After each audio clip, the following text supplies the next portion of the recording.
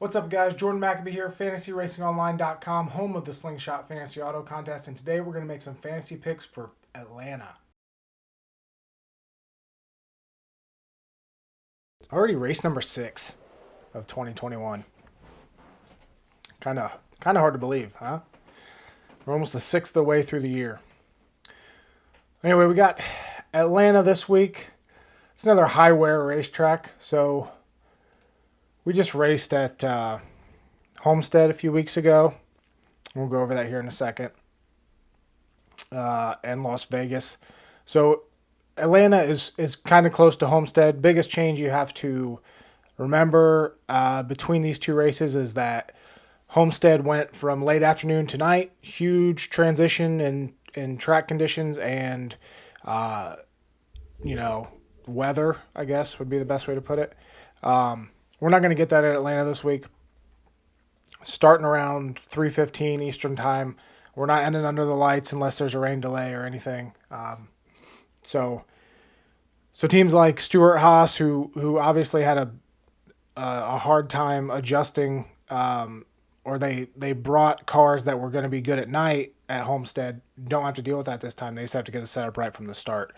Like I mentioned during the Homestead race as well, the Gibbs cars seem to run better on intermediates during the day, so keep that in mind. I think they have a little bit more speed than we're used to start out this year.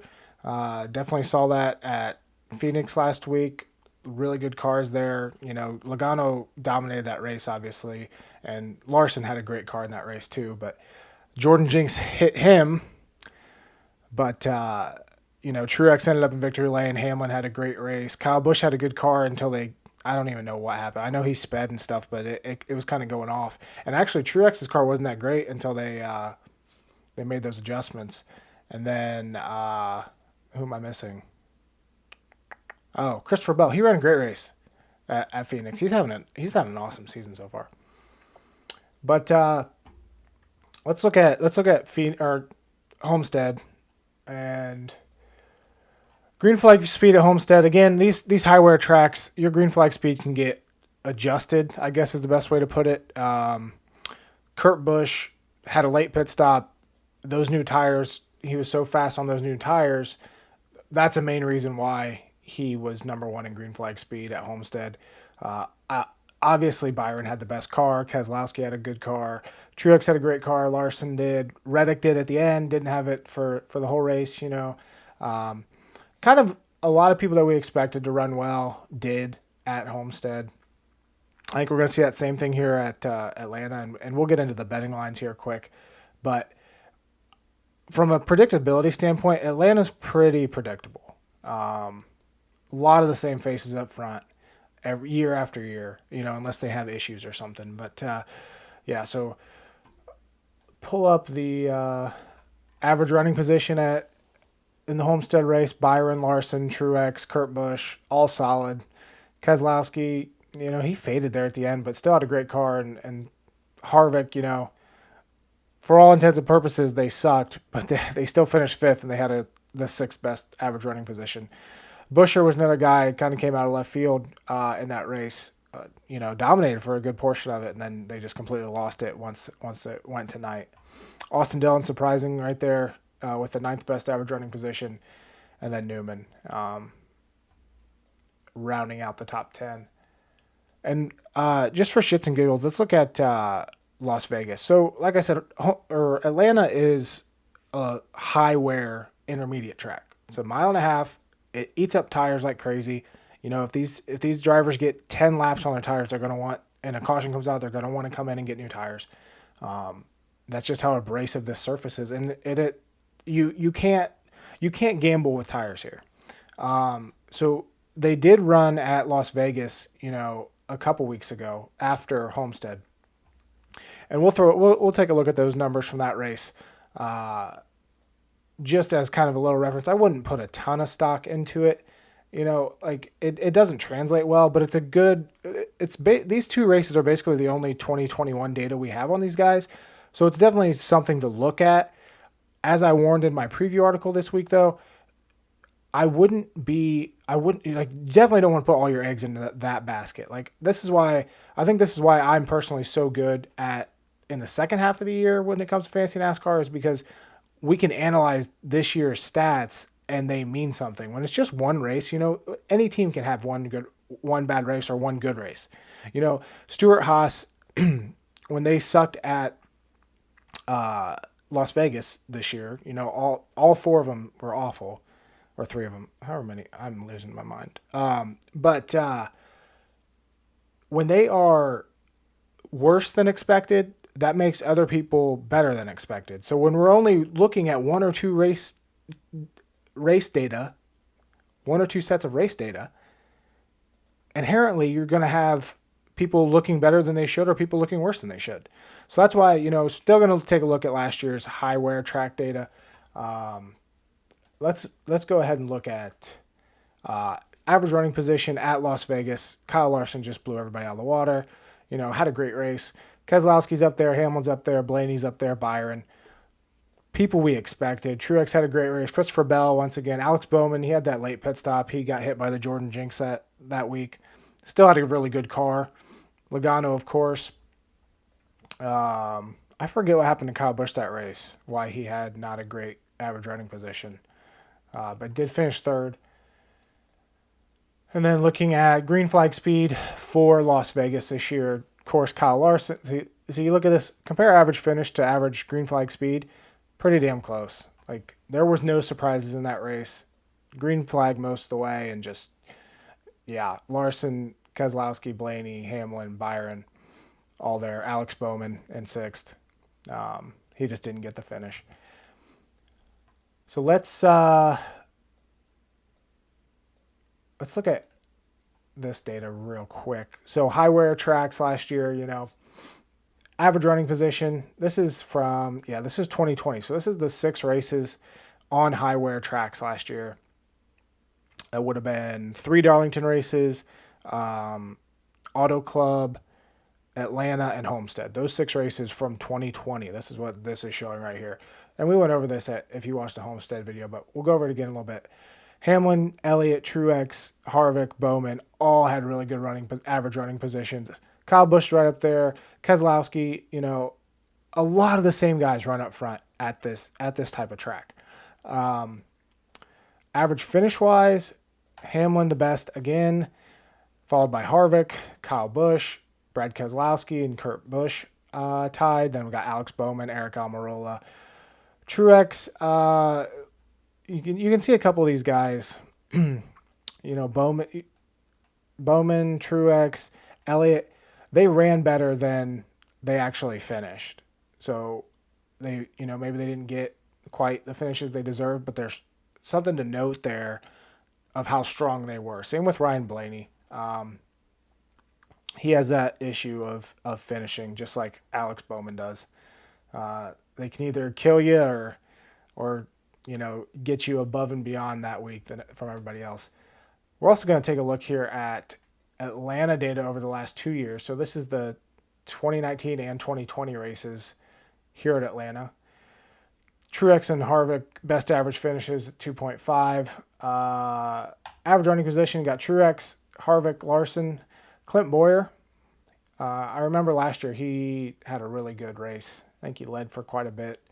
I'm not sure if he got the finish, but had a really strong race.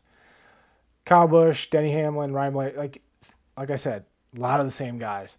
Average finish-wise over the last 2 years at Atlanta, we got Truex and Harvick tied for top. Kyle Busch, average finish of 4th. Kurt Busch, an average finish of 4.5. Keselowski, average finish of 5th. And then Hamlin at 8.0.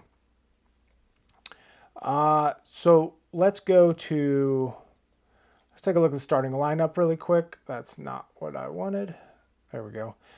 Hamlin, Truex, front row. Keselowski, Logano, second row. Elliott, Larson, third row. So we got Gibbs, Penske, Hendrick.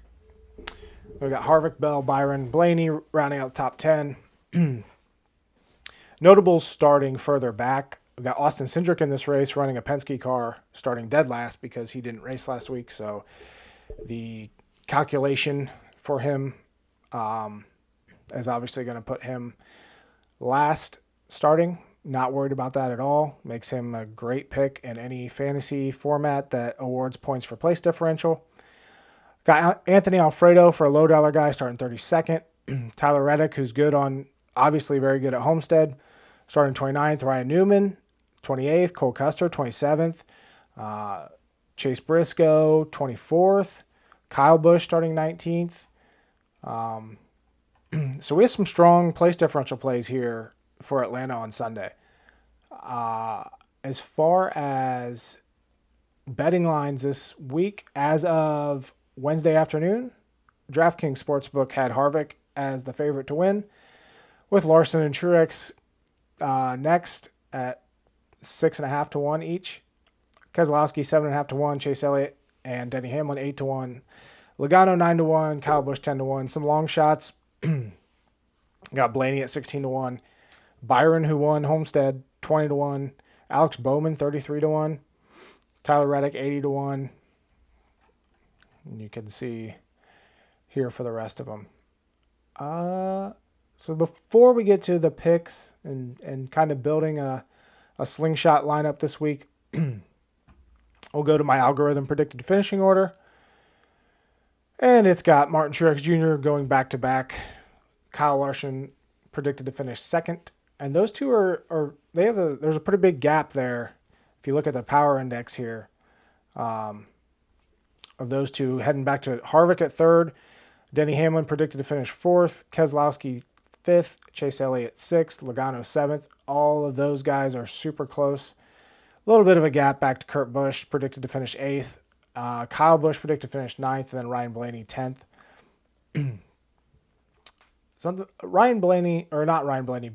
William Byron is definitely someone to keep an eye on this week, I would say. We know how good he was at Homestead. He was very strong at Las Vegas. His record here at Atlanta is not good at all, which is hurting him in the algorithm. So definitely one of those, take with a grain of salt. But if we look at Byron's record here, 3 starts, no finish better than 17th, no good driver rating, just has been junk here pretty much every time we've ran here. Obviously expect him to do better this time around. And another guy to keep an eye on, who he was ranked, I believe, 10th. Yeah, Blaney in 10th. Predicted to finish 10th, right there behind Kyle Busch. So Blaney actually I was rewatching the 2019 race today. He had like a really good car in that race. And I forget entirely what happened to him. But for a while there, it looked like he was definitely going to win the race. So, and we all know that Ryan Blaney can be, not super reliable when it comes to finishes, but he's also one of those that can challenge for the win and definitely can challenge for top 5. Last year here, 10th in stage 1, 2nd in stage 2, and finished 4th. I'm expecting a similar run like that out of Blaney here on Sunday in the Atlanta race. Now let's go ahead and let's look at the slingshot salaries.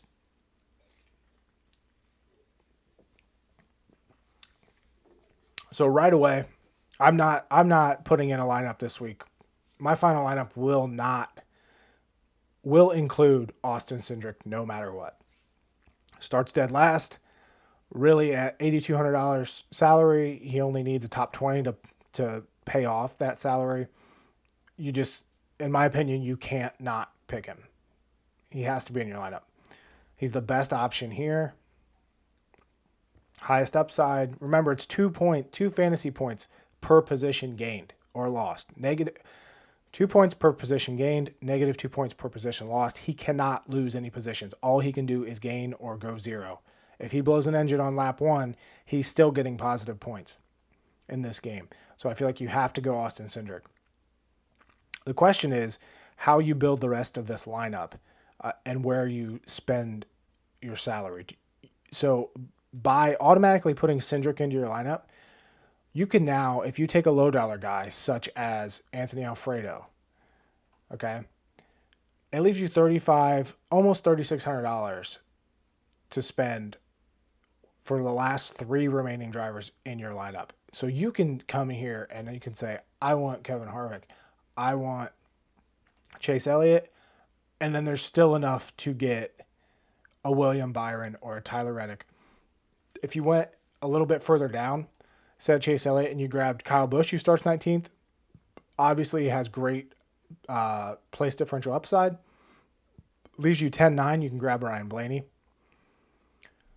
If you don't want to go the Kyle Busch route, I really like this lineup, by the way. And there might be, people might be concerned about Kevin Harvick and he was there, Stuart Haas wasn't great at Homestead and it was really bad at Las Vegas. Okay, Homestead, they set the car up for the night. That's why they weren't good for most of it. Harvick was still a top 5 car. Las Vegas, they just completely whiffed. I'm willing to give them a pass. Stuart Haas looked fine last week at Phoenix. I will say that Harvick doesn't have the dominator potential, but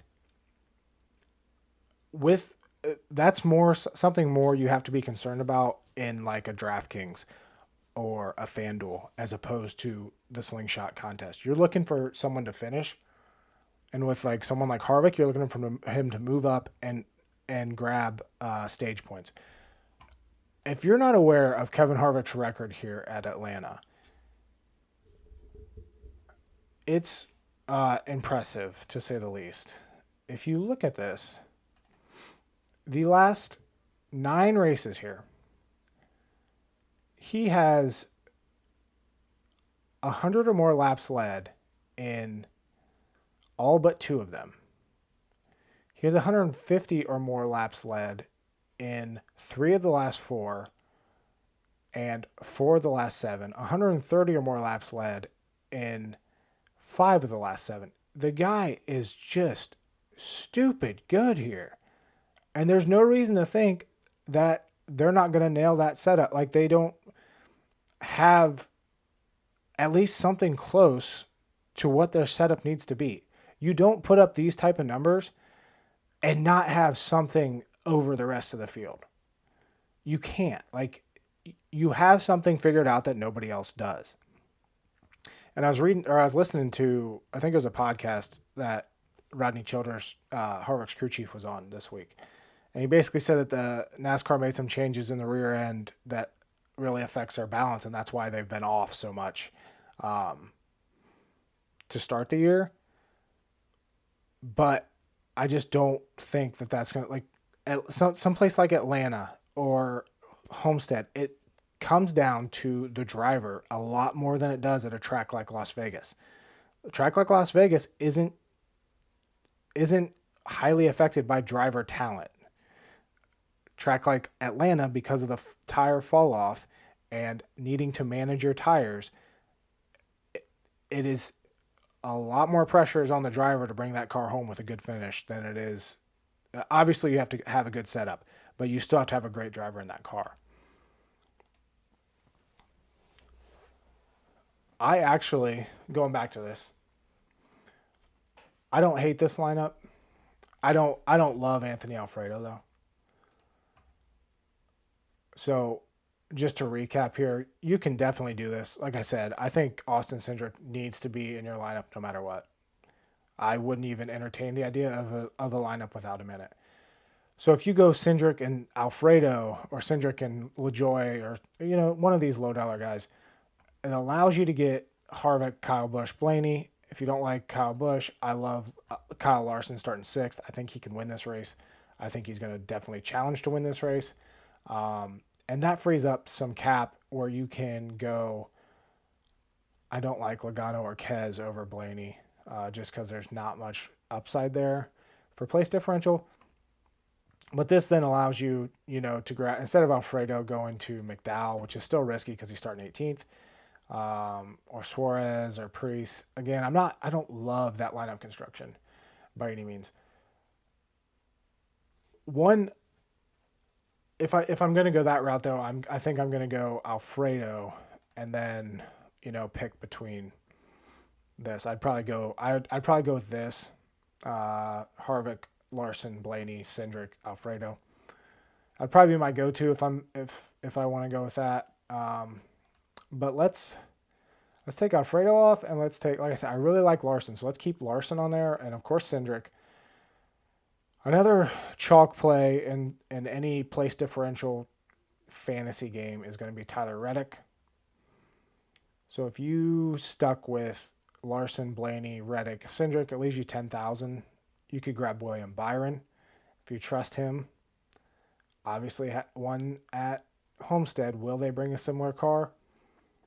Hard to tell until Sunday. I don't hate Cole Custer and Ryan Newman.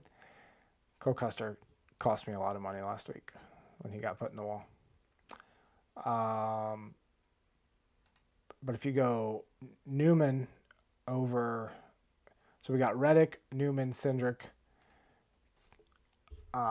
Take out Blaney, and you can get anybody you want. Harvick, Elliott. I think Truex can win the race, but again, he starts second, so it's a little risky in the slingshot game to take someone starting second or even top 5. But this gives you great, if you throw Harvick on there, this is a really, so for me, in my opinion, this is a really safe lineup. You got all the place differential potential. You got a couple guys that could probably win the race. Definitely Kyle Larson. And then you're just banking on, just hopefully one of those guys doesn't wreck. I think Reddick and Cindric are going to be really popular options. Newman probably will. Just because they start so far back. If you didn't want to go, see, I don't love, maybe Chase Briscoe.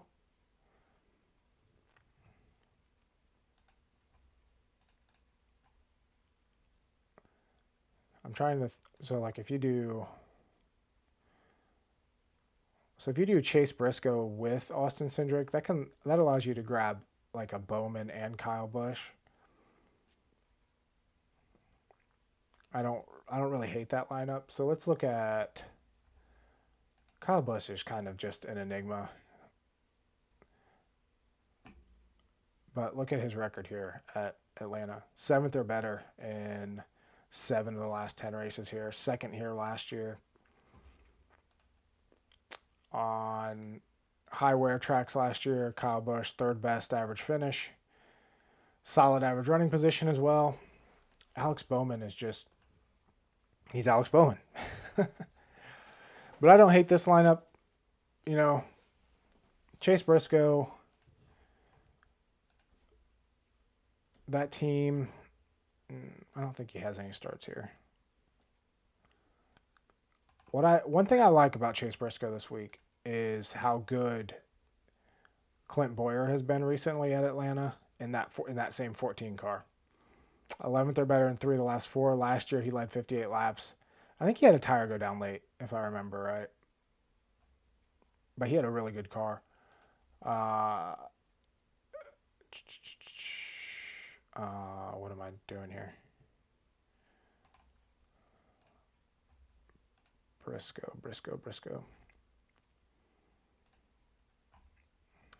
ended up finishing 18th at Homestead, 21st at Vegas, 22nd at Phoenix. So you're not expecting the world with him. But let's get you the place differential of Kyle Busch. Get you Bowman, who has a little bit more upside than Blaney. I think Blaney's going to have a better car, though. But like we said, Bowman's average running position on the high wear tracks last year was 5th best. There's just so much potential with Alex Bowman this week. His average finish was 6th best. Both of them better than Blaney. I think Blaney's better here at Atlanta than Bowman, and the finishes will also show that. Blaney, obviously doesn't, like we went through earlier, Blaney doesn't have the greatest record here at Atlanta, but he still has that 4th place finish last year. Super strong in 2019. Whereas Bowman, 12th, 15th, 20th, his last 3 starts here. Good news is he's getting better. You know, a better driver rating over the last 5 each time. It's when is he going to finally put a full race together to kind of pay off that gamble, and is it worth it this week? Especially with how they're running this year. You know, 9th at Homestead, not bad. 10th at Road Course, not bad. Bowman has yet to really have a great race this year, and I just keep picking him, especially in DFS. So maybe I'm a little gun shy with that. But if you wanted to do, you know, Kyle Busch, Kyle Larson, Ryan Blaney, you would have to jump down and grab Ross Chastain. Again, at that point, if I'm building a lineup like that, I would probably, you know, just jump down to Alfredo. I don't know. That's tough. It's a fun week. Like I said, Atlanta is relatively predictable, but there's always what's if with every single race. I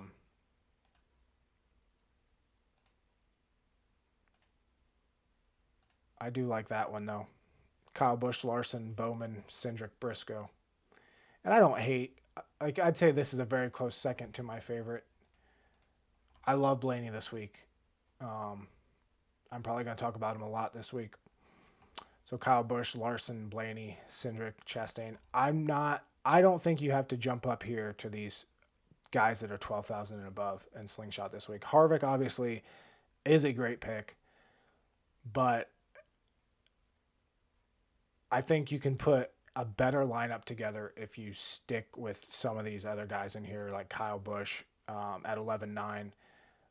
Like I said, I really like Kyle Larson this week. Kyle Larson was really good here before. Obviously really good at managing his tires. You know, great at Homestead, so it makes sense that he's good here at Atlanta. Finished second here in 2017. Last time he raced here, he led 142 laps and then got busted for speeding. That's probably the reason he didn't win that race. And this was, like always, that was in a Chip Ganassi car. So I would say there's a very, very good chance that whatever my final Slingshot lineup is this week, it's starting out with Kyle Larson, Austin Cindric, and building from there. It's just whether you want the high dollar or the high performing guys like the Blaneys and the Kyle Bushes, or whether you want to go the safer route of, you know, the Tyler Reddick, Cole Custer, Ryan Newman, Kevin Harvick. Like I said, if you grabbed Kyle Busch, Kyle Larson, Tyler Reddick, and Austin Cindric, it leaves you 9,000. It's a little too risky for me to take Christopher Bell. I understand the upside there, but I just can't really do it. And so, I mean, it's perfectly. I also think it's perfectly fine to leave Cap on the table here. You know, if you want to go the upside route with Kyle Busch here, and then Larson, Reddick, Cindric, it leaves you 9,000 to play with, and I think I would rather go a safer route of place differential upside with Cole Custer or Ryan Newman, which is going to leave, if you go Newman, it's going to leave $700 on the table. Which, if you look at Newman's stats here at Atlanta, he just does Newman stuff. 14th last year, 13th the year before. Cole Custer, as long as he doesn't get put into the wall, he should be good. Finished 19th last year. That's Boyers. Going back to Homestead, Newman finished 7th. Obviously don't expect that to happen again. And then what happened to Cole Custer that race? Oh, Cole Custer was running top 5 that race. Had a tire go down late. So definite upside there, and leaves you $400. And you could jump up all the way up to Truex, Elliott, or Hamlin. Elliott doesn't have great stats here, but it's just a matter of time before he finally, you know, puts it all together and dominates at Atlanta. It's going to happen. Again, I don't I would much rather go Kyle Busch over Martin Truex Jr., even though I think Martin Truex Jr. and my algorithm agrees that is probably going to win this race. Just too much risk for me if he would wreck or something would happen. Try to soften that blow with some guys starting further back. But yeah, Sunday afternoon we start race number 6, and then it's on to the dirt race at Bristol, which is going to be wild. But good luck. Hope it helped. Be sure to check out all articles that I put out this week. As always, they're usually linked in the description. If not, just go to fantasyracingonline.com. If you're watching on YouTube, subscribe. We just went over 200 subs last week, so let's keep this train rolling, and let's see some high scores at Atlanta. Good luck. See ya.